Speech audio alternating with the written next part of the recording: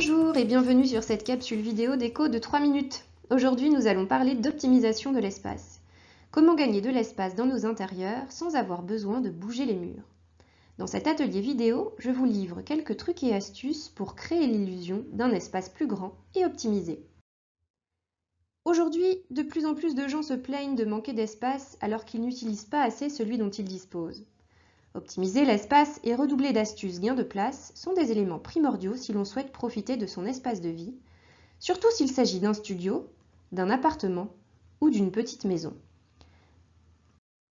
Or, selon une étude IFOP menée pendant le confinement, la moyenne des Français dispose de 95 mètres carrés et 63% d'entre eux vivent dans une maison individuelle.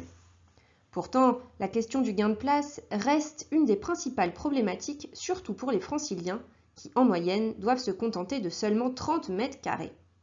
Alors, comment faire pour optimiser l'espace quand on n'a pas le budget pour casser des murs ou pour acheter plus grand? Allons voir ça tout de suite.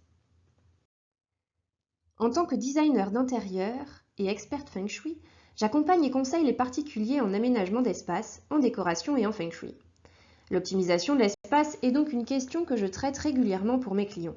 Et voici mes solutions. D'abord, il s'agit de mettre la couleur au bon endroit. Quand on entre dans une pièce, c'est notre cerveau primitif qui réagit en premier. Il va faire un scan de l'espace, repérer les angles pour chercher une issue de secours en cas de danger. Ce qui veut dire que si on appose une couleur forte sur un mur, on va immédiatement amener notre regard sur celui-ci dès l'entrée dans la pièce. Donc pour donner de la profondeur à une pièce, mieux vaut emmener notre regard au dernier plan et ainsi mettre une jolie couleur ou un beau papier peint sur le mur le plus éloigné de la porte. Il faut savoir également que les couleurs chaudes semblent rapprocher les murs alors que les couleurs froides semblent les éloigner. De même, les couleurs claires donnent l'impression d'agrandir une pièce alors que les couleurs plus foncées donnent une sensation d'espace plus réduit. Ensuite, vous pouvez jouer avec les lignes. Le dynamisme que créent des lignes horizontales sur un mur vont nous donner l'illusion d'allonger l'espace, d'élargir les espaces étroits et ainsi agrandir les volumes.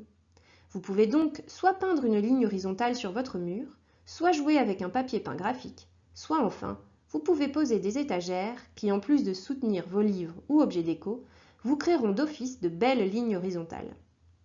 La troisième clé est d'adapter la taille du mobilier. Dans nos espaces, il est important de ne pas créer de l'encombrement en les saturant de mobilier imposant. Privilégiez peu de mobilier avec la taille adéquate et le plus possible à intégrer dans les murs. Par exemple, vous pouvez faire disparaître les placards en enlevant les poignées. Enfin, la dernière clé et pas des moindres, ranger. Ça semble être du bon sens, mais le rangement qui est un des piliers du Feng Shui vous fera gagner en légèreté et en sensation d'espace. De plus, les experts en neurosciences cognitives vous diront que le cerveau traite en arrière-plan absolument tout ce qui entre dans son champ de vision. Par conséquent, un intérieur mal rangé va consommer beaucoup plus d'énergie à notre cerveau qu'un intérieur dégagé. Pour un espace optimisé, il faut donc ranger. Je vous remercie d'avoir suivi cette vidéo jusqu'au bout. N'hésitez pas à me dire ce que vous en avez pensé et à me contacter si vous avez besoin d'optimiser l'espace chez vous.